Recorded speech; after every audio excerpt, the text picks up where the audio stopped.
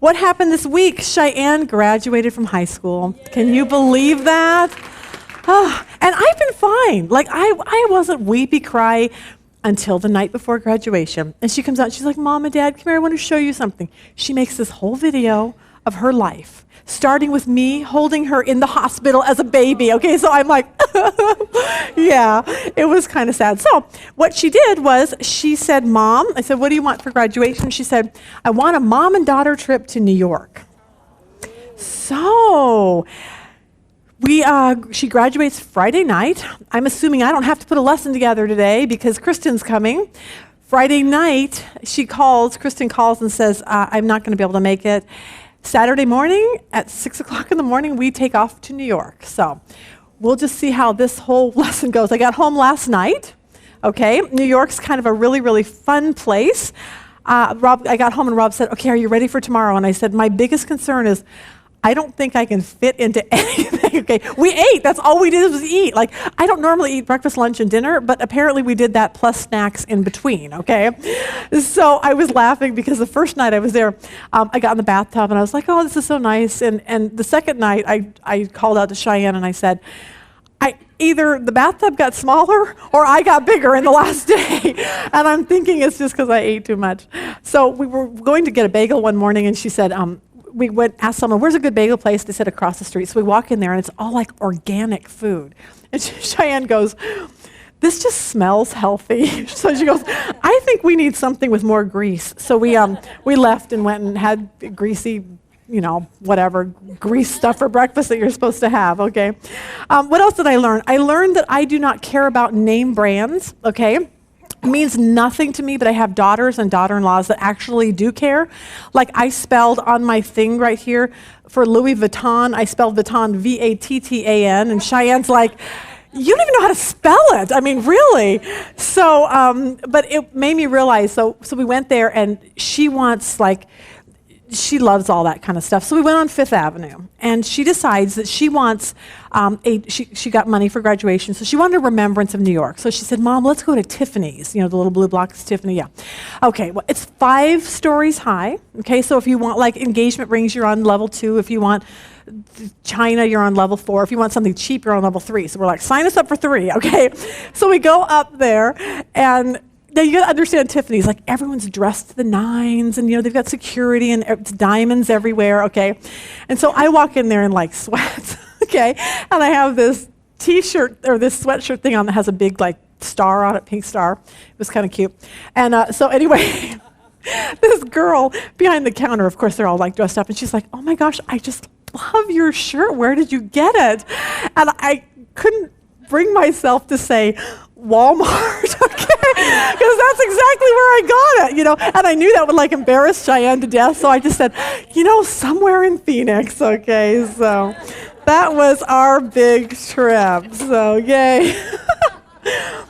Okay, let's continue on in Luke. Like I said, I put this lesson together on airplanes and at 1 in the morning after so who knows where we're going with this today. So it's either going to be fun or hopefully you get something out of it. Okay. Today we're talking about Jesus, and he encounters a demon-possessed man. And so what I want to do today is talk about Satan, okay? And talk about who he is and what he has to do with our life and why we don't have to worry about him. So basically is where we're going. Before I start, there's in your handout the very first thing from C.S. Lewis. C.S. Lewis in Screwtape Letters says there are 2 equal and opposite errors into which our race can fall about the devil. One is to disbelieve in their existence. The other is to believe and then feel an excessive and unhealthy interest in them. So, in other words, you kind of fall somewhere in that spectrum. You either completely disagree, say, I don't even believe in Satan, the little red suit with the little horns, that just doesn't make sense to me. I don't really believe in who he is, or that he even has an impact on this world. The New York Times did a study about the diminishing belief about Satan in this world, and this is what they learned. 2/3 of Americans do not believe in Satan. They think he's just resembles evil, but he's not an actual entity that we have to deal with. So I thought that was really interesting. I always say all you have to do is go to Times Square to find out that Satan really does exist, okay? So the other extreme are people who think that Satan is in everything, okay? This morning when we came in here, we flipped on the sound system and it had this real loud buzzing noise, okay? Now, some people would be like, that's Satan. Satan just doesn't want to make this study go today. That's Satan. And I'm like, no, it was just honestly just a bad chord, okay? But some people think that way. They think like, oh my gosh, I burnt my mouth on my coffee. It was just too hot this morning. Satan, that's him. And I'm like, maybe someone just turned the heat up a little too much, okay?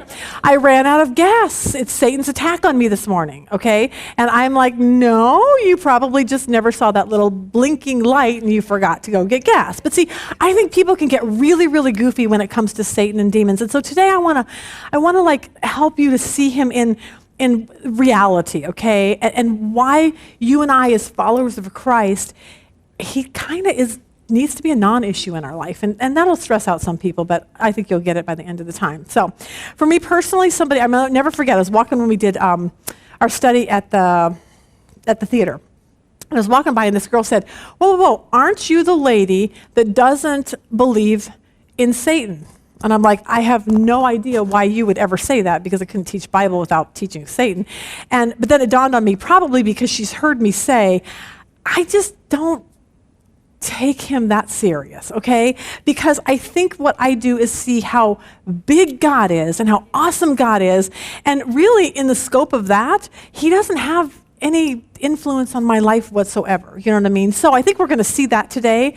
And so I think, is Satan out there? Yes. Do we need to be wary of him? Yes. Do we need to know his scheme? Yes, we need to know all that. But I think he gets way too much credit for a lot of stuff that goes on in this world today. So I want you to know too that there's a couple other factors. If you look at 1 John 2:16, that it's not always Satan. We live in a world.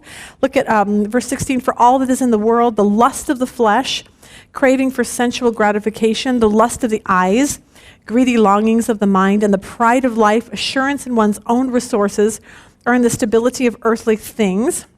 These do not come from the Father, but they're from the world. And so I think what we have to realize is that Satan is a part of it, but so is the world, and so is our flesh.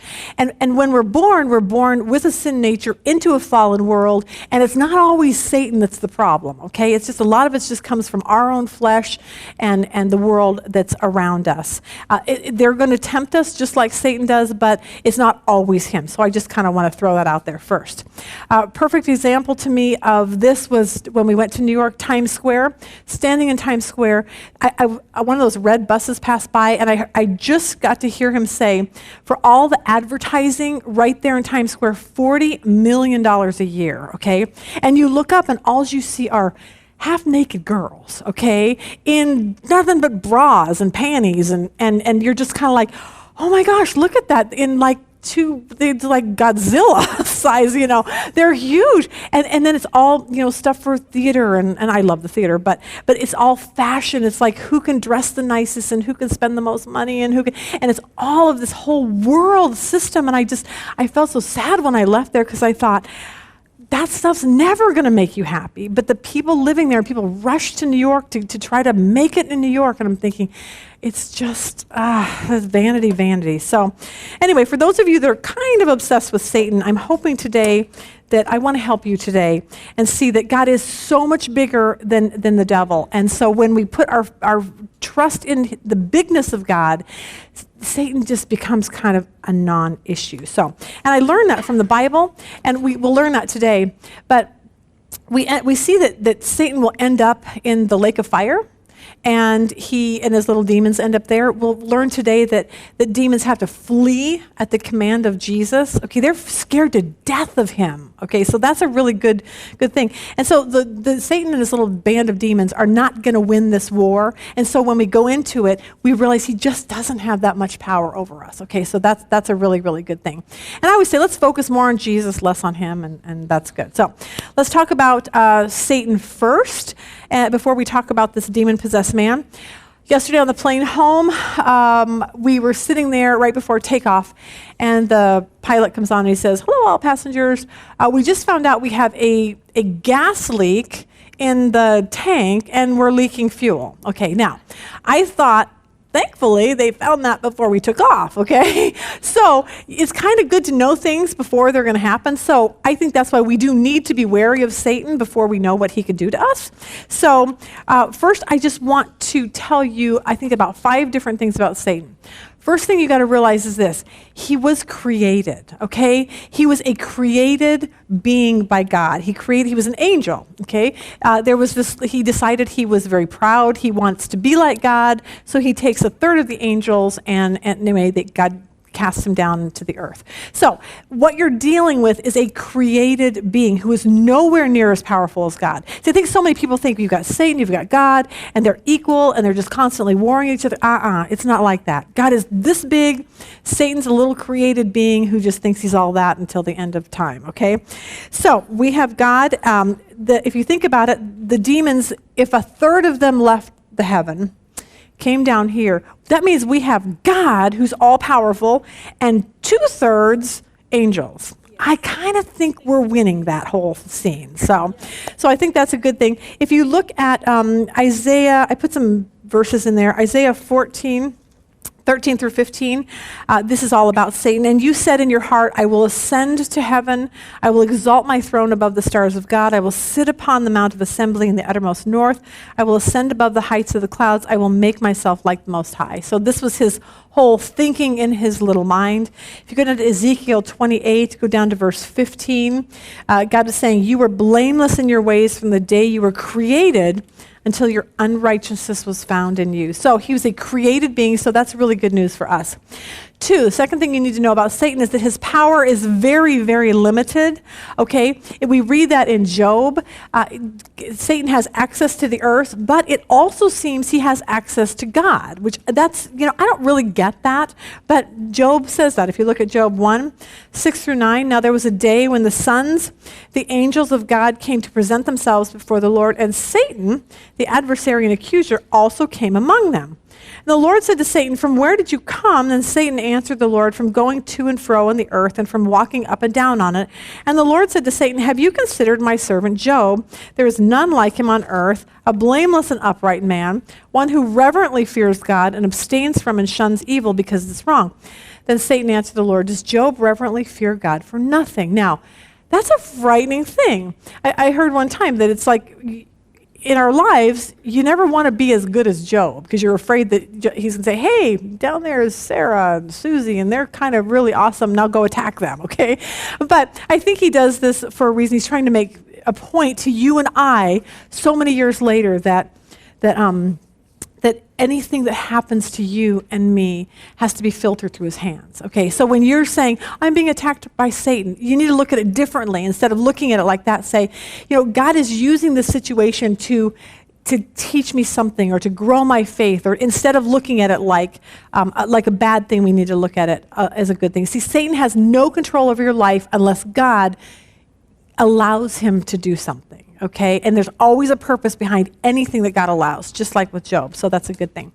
Third thing we have to understand, Satan is called the angel of light, okay? When we were in New York, the first taxi cab driver said, here's the one thing you need to learn about New York. If it's too good to be true, it's probably too good to be true, okay? So don't just buy into everything, okay? And that's what I think one of Satan's biggest things is that he tries to make us something look so good, that guy is so good, or the job is so good, or the promotion's so good, when in fact, all those things will destroy your life, okay? So he makes it look good. We always talk about that with the Mormon church, when we had the Wilders here, you've got the angel Moroni that is the one who brings, the whole Mormon doctrine to Joseph Smith. The Mormon church, there's nothing that looks lighter than them. They're family-oriented. They're very nice people. And yet Satan comes as an angel of light. And so that's why we have to be very, very wary of those certain things. 4, he's called the accuser of the brethren. There's some of you here or listening that always feels like God hates you. He's always mad at you. He doesn't love you.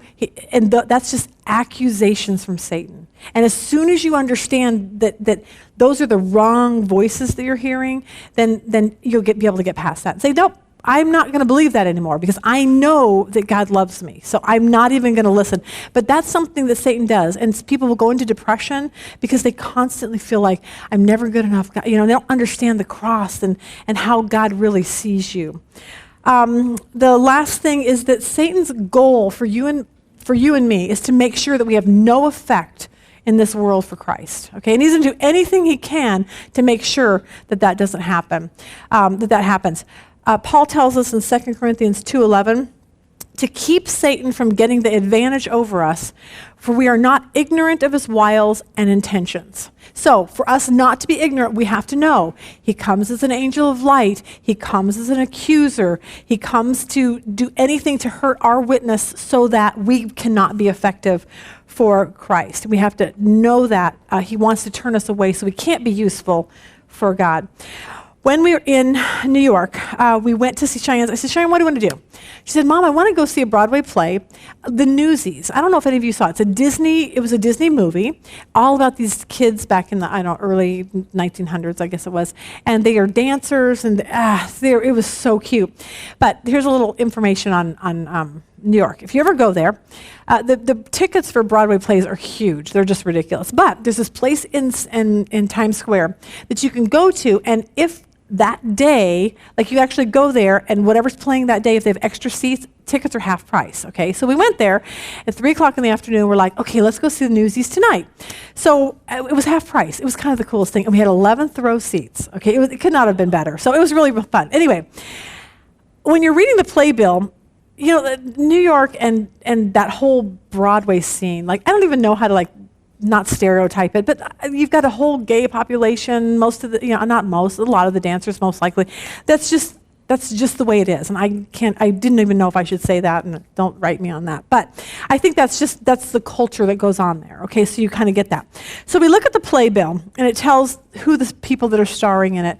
And the very top guy, the guy that stars in the whole thing, the whole show, it says on there, I'm so grateful for my wife. And then he writes 1 Corinthians 10:31, okay, which is whatever you eat or drink or whatever you do to the glory of God. Okay, so I was like, yes, he's a Christian. This is so awesome. And so after the show, it was really good. And we walked out the side door. Well, there's this whole line, and I'm thinking, what are they doing? Well, apparently they all come out afterwards and sign autographs. So Cheyenne and I were like, well, let's just stand here. So we stood there. We waited for him to come out, and I only cared because I wanted to talk to him to see about his Christian faith. And so he walks by, and I'm like, oh my gosh, you're a Christian. And his face lights up because I don't think he ever gets that. And he goes, I am. And I said, how in the world do you do that in this culture that you live in here? And he said, it is really hard. It's really hard. He said, I have to be very, very careful of who I associate with here. I just have to, okay? And it dawned on me that he's not ignorant about what Satan can do. You give Satan an inch and he's going to take a mile. So we've got to be understanding that it's important who we hang out with. It's important, what we're listening to and what we're watching, those kind of things. And if we know that ahead of time, Satan doesn't have a chance. And always remember this. He's one bad angel, okay, that just kind of went rogue. And that's who he is. He's not this big, scary guy. There's this joke I told a long time ago, and some of you have probably heard this. There was a lady lawyer, and she is getting ready to, she's a really nice person, and she's a good person. She helps people. And none of this is theologically sound, by the way, so know that, right? So don't be like, oh, Lisa said this is a joke, okay? Anyway, she's crossing the street. She gets hit by a bus. She dies. She ends up at the pearly gates. I never understand that, but whatever. She ends up there, St. Peter's there. Still don't understand that either, but whatever. And he said, this is so interesting. We have never had a lawyer make it this far, okay? So he says, he said, we really don't know what to do with you. So this is what we're going to do. We are going to let you go to hell for 24 hours, and then we're going to let you go to heaven. We're going to let you decide where you want to go, okay? So they put her on an elevator all the way down to hell. She opens the door, and when she gets there, it's like this big country club, okay? It's beautiful, clubhouse, golf, all of her friends, they're all drinking, lobster steak. Satan walks by, introduces himself. He's hot. Okay, I made that up. Okay, I thought that was good. I was like, that's kind of funny, okay? Okay, he's kind of hot. So she's just like going, wow, this is the coolest place ever, okay? So after the 24 hours, they put her back on the elevator, take her up to heaven, okay? Well, everyone's up there, and they're nice, and they're floating on clouds, and they're playing harps. I don't get that either. But so she's just floating around. So when it came down to it, they finally said, where do you want to go? She said, I think heaven's nice, but I think I would just have more fun in hell. Okay, so they put her in the elevator, went back down, and as the elevator doors opened, it was a completely different scene. Okay, it was wasteland, desolate. Everyone was in rags. They were all picking up garbage, and Satan walks by, and she's so shocked. She's like, "What? This wasn't what it was like yesterday." And he said to her, "Yesterday you were a recruit, and today you are an associate." Okay, and it made me think that's what Satan does. He's like, I want you to think that sin is fun and the following God is not fun, and you just need to do all these fun stuff and care about fashion and care about money and care about all those kind of things, and yet in the end it really doesn't matter. Okay, the only thing that matters is Jesus and a relationship with him. So Satan wants to make those things look really great on this earth, and we have to be able to be wary of that and say, yeah, that's just not that good of a deal. So Satan's intention is to make the world really enticing, and he does things like say to you, I know that your husband's kind of a jerk, and I know you're kind of lonely, so go ahead and have that affair. No one's ever going to know, okay? He lies. That's what Satan does. He's a great liar. I know you're having a really bad day today, and, just take that extra drink, that extra pill. You're never going to get addicted, okay? Here's mine. Go ahead and have that extra bag of peanut M&Ms, okay? You're not going to get fat, okay? Well, let me tell you something. Rob said, that's what I told you. I have no idea how I was going to fit into anything this morning after the amount of peanut M&Ms that I have been eating, okay? I had a handful last night. They're so good frozen. There's nothing better than that, okay? And I'm just like, Satan, you're a liar, okay? Because he is. So I thought this was cute. A woman bought an extravagant dress, and her husband asked why she had to be so extravagant. And she said, the devil made me do it. And he said, why didn't you say, get behind me, Satan? And she said, I did. And he said, that dress looks awesome behind, as good as it does in the front, so I went ahead and bought it, okay? So just know that Satan wants to destroy your life and make you miserable, okay? That's just the way it is. Okay, now, all that about Satan. Here is the really, really good side and the flip side of this thing. If you are a follower of Christ, this is what you and I get to stand on, and we get to claim, and we just have to know this. Colossians 1:13. The Father has delivered and drawn us to himself out of the control and the dominion of darkness, and has transferred us into the kingdom of the Son of his love. See, we used to be in that kingdom of darkness, Satan's dominion. That's where we used to be. And then when you and I came to Christ, we got transferred into the kingdom of light. And that's such an awesome place to be. And in that kingdom, this is what God promises us in James 4:7. So be subject to God, resist the devil, stand firm against him, and he will flee from you. Okay? It's really simple. Like, he has no authority over us. We get to just resist him, and he has to flee. Okay? Now, when we were in New York, we lived by like as you're crossing streets, we walked. I always thought if I walked like 5 miles a day, I could eat whatever I want and never gain weight. Not true. Okay? Really not true. But when you're walking down the streets, like the streets are really close, and your focus is on the little sign with the green person walking or the red stop sign, so you can go or you have to stop. I mean, your whole life is on those signs as you're walking, because if you don't, you're going to get hit by a taxi going like 100 miles an hour. We made the mistake, Cheyenne made the mistake, of telling a taxi driver, we have to be here at a certain time, can you hurry? Okay, I said, Cheyenne, okay, I thought we were going to die. Literally, I'm like, we're going to be dead. Don't ever tell a taxi driver that you want to get someplace fast, okay? But the lights made me realize that as long as we were subject to those lights, we're not going to get hit, okay? But the minute we don't watch and we cross when it's red, there's cause for trouble at that point. And it's the same way it made me think about this verse. If we just do what God tells us to do, we can resist the devil. And God says he has to flee. He's not going to stick around. So when I think about God, or Satan and God, this is where I go when we're talking about Jesus. Matthew 8:16. When evening came, they brought to him many who were under the power of demons, and he drove out the spirits with a word and restored all who were sick. And see, that's my focus. with a word. That's how simple it is with Satan. He's not this big, scary guy that has a lot of control over you and you have to constantly worry about him if you're a follower of Christ. Now, if you're not a follower of Christ, that's a whole nother ball game. But as a follower of Christ, we just kind of don't have to worry because Jesus says, with a word, they have to flee. Okay, that's really, really exciting news. All right, so let's continue on. Last week, we ended the disciples, they were on a boat. They ended up in the middle of the Sea of Galilee, and they got, in this big storm, and we had to learn about fear and all that kind of good stuff. So now they get to the other side of the Sea of Galilee, and this is where we're going to pick up the story here in verse 26. Then they sailed to the country of the Gerasenes, it'd be nice if I knew how to say that, which is opposite Galilee. And when he came out onto the land, he was met by a man from the city who was possessed with demons and who had not put on any clothing for a long time and was not living in a house, but in the tombs. So here's this picture. Jesus gets out of the boat, and what happens is this crazy, goofy, naked man comes running up. Okay, naked, when I say that word. Here's another New York story. I can't travel and come and do this because all I do is talk about all the things. But here's the thing with New York. We're in Times Square.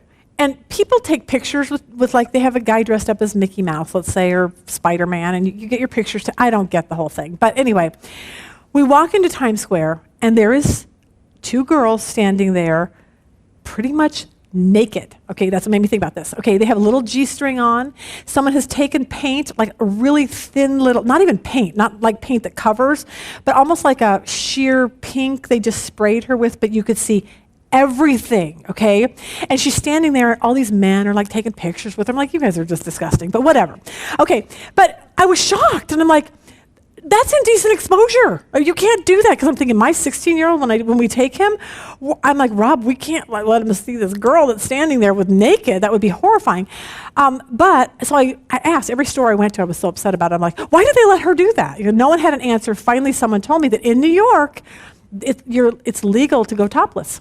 Isn't that weird? I didn't know that. I don't know if it's true. That's what she told me. So apparently it is, because with all the police around there, no one ever arrested her. Okay, so anyway, naked. That's made me think about it. Okay, back to the naked man. Crazy naked man comes out and sees Jesus, okay? And he's under clear demonic influence. So look at verse 28. Seeing Jesus, he cried out and fell before him and said in a loud voice, "What business do we have with each other? Jesus, Son of the Most High God, I beg you, do not torment me." Now, the great part about this verse is that as demon-possessed as this man was, okay, who's talking are the demons, okay? They're coming out, they're saying, and what do they recognize about Jesus? They're saying, Son of the Most High. They know exactly who he is, and they're so afraid of him. They're like, don't torture me. They're really scared of him. And that's such good news for us as followers of Christ, because we have that Jesus living inside of us, and we have that much power behind us. It's like the coolest thing. So it makes me feel really happy. I heard from someone the other day on Facebook, and she wrote me, and she said, I just feel like Satan just keeps telling me that I'm not a Christian, and it depresses me. And I just wanted to say, he has no authority over you. Stand on that. Say, go away, Satan. No, I don't know why people worry about him so much, because we do not have to worry about him when we know the power of God that is behind us. You have the God of the universe living within us. That's good news, I think, okay? There's a little boy named Nadine Corey. I don't know if most of you saw him. He was a boy from Pennsylvania who had been bullied. Did anyone see that? It must have been a couple years ago. I'm sorry. He went to a new school. He's a little kid. He was in middle school. 7 other boys that were a lot bigger than him kept bullying him and picking on him. And then one day they decided to go and just literally attack him and beat him up. Okay, it was a nightmare. But because these 7 boys were so brilliant, they decided to videotape it on their phone and put it on YouTube. Okay, duh. Oh my gosh, they got in so much trouble. Good thing. But anyway, this little boy goes on The View. When The View hears about it, they bring him on, and they're talking, they're trying to make awareness of bullying, okay? And so as they're talking about it, out from the back comes 3 huge Philadelphia Eagle football players. They come out, they sit down, and this little boy's like, oh, because one of them is, I think, Deshaun, I can't think of his name, Deshaun Jackson, I guess. Anyway, it's this little kid's favorite player ever. Okay, so he comes and sits by him, and they end up talking, and here's the bottom line. Buddy, you just call us anytime you need us. Those bullies aren't going to come near you because, and think about that. Why would they? They know that this little boy has 3 big football players behind him. They're not going to touch him, okay? So then I started thinking, that's how it is with God. Like Satan's this bully, but God is on speed dial, okay? So it's kind of like, you start bugging me, I'm calling God, okay? And that's good news for us, okay? But, so anyway, let's keep going. Verse, 29. For he had commanded the unclean spirits to come out of the man, for it had seized him many times, and he was bound with chains and shackles and kept under guard. And yet he would break his bonds, and he would be driven by the demon into the desert. And Jesus asked him, what is your name? And he said, Legion, for many demons had entered him. Okay, Legion was a name for a military, for 6,000 men. Okay, you're talking, there's a lot of demons in this man. Okay, that's a scary, scary way to live. Verse 31, they were imploring him not to command them to go away into the abyss. Okay, so demons are fearful of this place called the abyss. Now, if you don't know what that is, we find it in Revelation 20, verse 1 through 3, right before Jesus comes back and reigns for 1,000 years on the earth. If any of this doesn't make sense, we did a study on Revelation. It's online. You can actually go and find this particular passage, and we talk about it there. But look at verse 1. Then I saw an angel coming down from heaven, holding the key of the abyss and a great chain in his hand, and he laid hold of the dragon, the serpent of old, who is the devil and Satan, and bound him for 1,000 years. He threw him into the abyss, shut it, sealed it over him, so that he would not deceive the nations any longer until the 1,000 years were complete. After these things, he must be released for a short time. So you have this abyss where it's kind of like the demons are quarantined and held there, and they can't get out. Is that the greatest news ever? Okay, and so these demons are so fearful, they're like, I don't want to go into the abyss, because they know they can't wreak havoc if they go there, because they're stuck there now for a long time. So look at verse 32. Now there was a herd of many swine feeding there on the mountain, and the demons implored him to permit them to enter the swine, and he gave them permission. And the demons came out of the man and entered into the swine, and the herd rushed down the steep bank into the lake and were drowned. Okay, now that's a weird scene. Okay, but think about this for a second. Why would Jesus do that? Okay, and then something hit me. This man had been demon possessed for so long, and he had been like crazy. That was who he was. That's who he thought he was, okay? And I think in God's gracious way, Jesus says, I'm going to take all those demons and I'm going to give you a visual picture of where they're going to go. I want you to know that when I come into your life, those things leave, okay? And for this is a visual picture for this guy, because remember we talked a couple weeks ago about that we live in this natural world, and it's very, very hard to see the spiritual. Like, I can't see the Holy Spirit living in me. I can't see a demon out there. I can't see those things. And so for Jesus taking the demons and throwing them into swine and having them go off, it's this visual picture that says, you're all better, okay? And sometimes I think people need that. They get this idea in their head just like him, like, I'm just demon-possessed and I'm always going to be that way. For people, it's like, I'm a porn addict, I'm always going to be that way. I'm an alcoholic, I'm always going to be that way. I'm a witch, I'm always going to be that way. No, that's not true. When Jesus comes in your life, he can take all that junk, throw it in the swine, and make it go off of a cliff. Okay, so that's really, really awesome news for us. But Satan has this way of just lying and lying and lying to all of us and saying things that just are not true. And I want us to move past that. Now, where am I at? Because I just started talking and I have no idea where I'm at now. Blah, blah, blah, blah, blah. Okay. I got an email from a girl. Her name is Krista, and she lives in New York.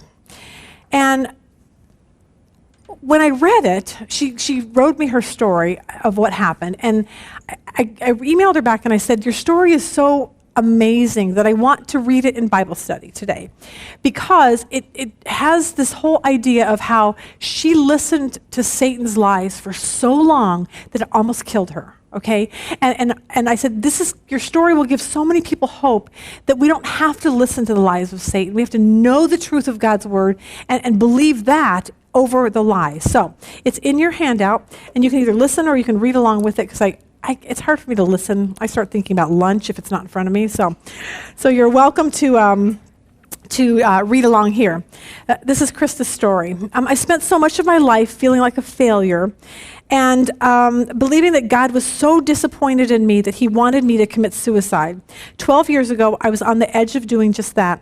I was addicted to alcohol and drugs. I had tried becoming sober. 4 months into my sobriety, I made a promise to my son that I would attend a spelling bee he was to be a contestant in.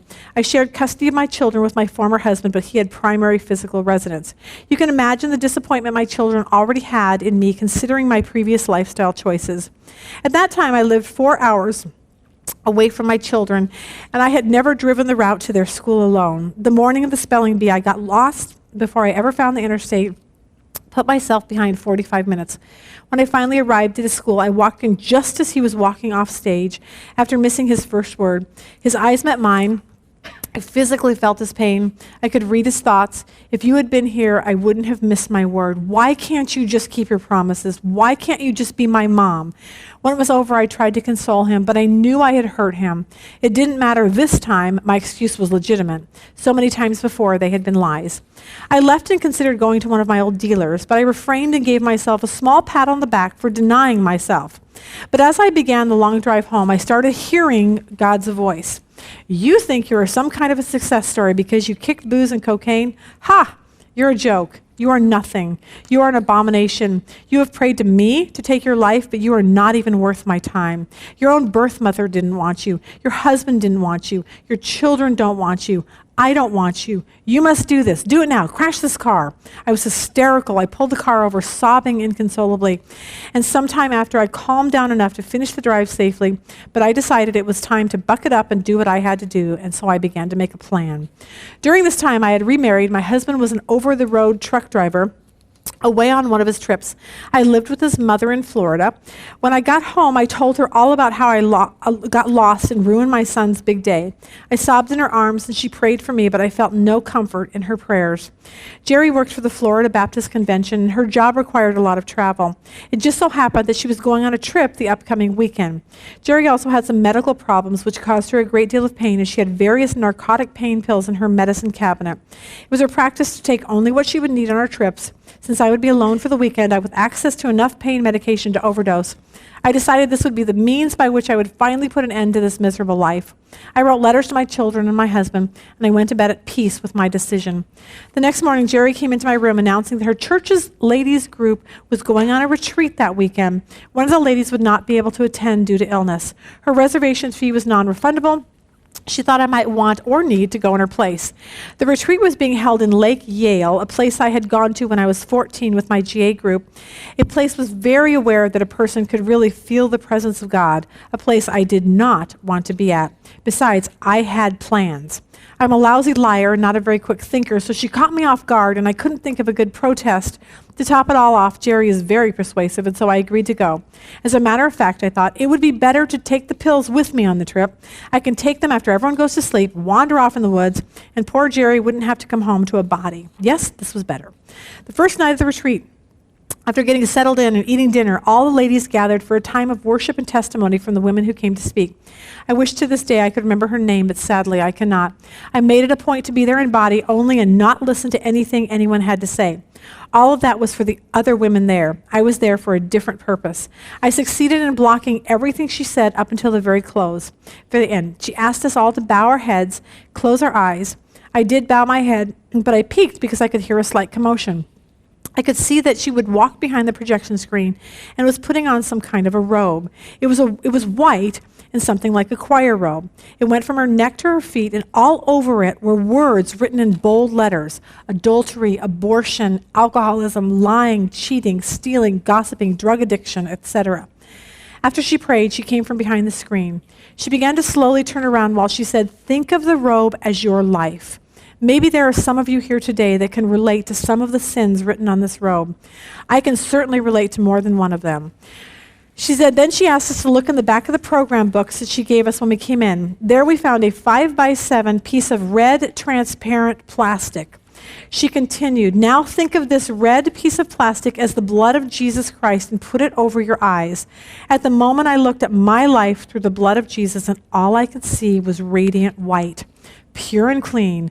Tears actually shot out of my eyes. I fell to the floor weeping, Finally, I knew the truth. Again, I heard a voice saying, I am God. I love you, Krista. You are here because I wanted there to be a Krista, and wouldn't be here if you wouldn't be here if I didn't. What my son did, he did for you. If only you, he would have done it still. That is how much I love you. I realized then the voice I heard so many times before was not the voice of God, but that of the liar. I wish I could tell you from that moment on, I have lived my life for Jesus as the model Christian. I wish I had not wasted another second on foolish, destructive things of the world. But the truth is, just like the seed that fell on the shallow soil that you taught of a couple weeks ago, I too sprung up quickly. But I didn't join a church family. I didn't study my Bible. I began to pray less and less. And before long, I was drinking again, and soon after using cocaine. As anyone who has ever made the choice to travel down that road will tell you, eventually the traveler will wind up in one of two places, jail or the grave. Thankfully, I only made it to jail. My stay wasn't a long one, but it was long enough for me to realize that this was not what God intended for my life. By His mercy and grace, I've been clean for 6 years now. It has not been easy, but for that too I am thankful. If it was, it would be just as easy to go back again and again. Is that so awesome? Krista, I know you watch us on Roku. Thank you for your story. That I believe is going to help so many people realize that there's two different voices that we hear. We hear the voice of God and we hear the voice of the liar, Satan, and we need to really be able to distinguish who is who. And the only way we're going to know the voice of God is to read His Word and see how He really feels about you. And that takes time and energy spending that. So anyway, I wanted to share that, and I'm so glad that she sent that to me because it just, to me, it was a great story. So now I want to talk real quick before we end here on demon possession. A lot of people say, can a Christian be demon possessed? Do not write letters to me because some people will disagree with me. I do not think that a Christian can become demon possessed. Okay, I think Satan can influence a life if we give him a foothold. I think he can annoy us. I don't believe a Christian can be possessed by a demon. Okay, because I think God, the Holy Spirit, lives within us when we ask Him to come in, and I think that's His job to get all of those things out. Now, I think in other countries it's probably a lot bigger deal here. I was talking to my son the other day, and he said, Mom, the problem with us in America is we're just not that big of a threat to for the cause of Christ, and because of that, I don't think we see it as much as we do in Africa or other foreign countries. But I do believe that we can be very influenced by him, and I think it's our job to do everything we can to stop that. Okay, if you have a house, you're not going to leave your windows and your doors open so that bad people can come in and steal and do all those things. You're going to shut your windows and lock your doors. And he said that's what we have to do with our lives, okay? If you have an open window of unrepentant sin, that's a good way for Satan to come and get a foothold in your life and make you miserable and make you lose your effectiveness for Christ. Okay, so I do think that he can do that, and so it's our job to do something about that. I think that it's like if you are addicted to porn, let's say, and you have your computer and you've got your little buddy and you're not telling anyone. You're telling you're what's the word when people come around you? Your accountability. Okay, so let's say you have an accountability group. So you're all good with that, but you kind of have that magazine stuck under your bed that no one knows about, okay? Or like for me, it's like I could be like, I'm going to be really healthy and I'm going to buy healthy food, but I have that one bag of peanut M&Ms that are still in my closet hidden underneath a pillow, okay? My daughter had a boyfriend for a long time, and she said, we were driving back, or when we were on our way to New York, she said, Mom, how do I get over him? I'm just still sad. And because graduation was the night before. And I said, well, I have an idea.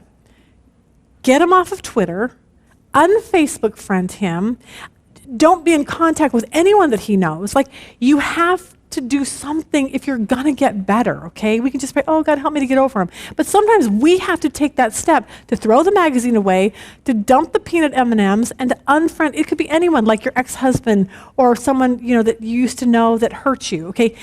Get him out of your life. You don't need to pour, you don't constantly think about it if you're listening on Twitter or watching Twitter, what they're doing. So I say, do something. That's our place in what we have to do.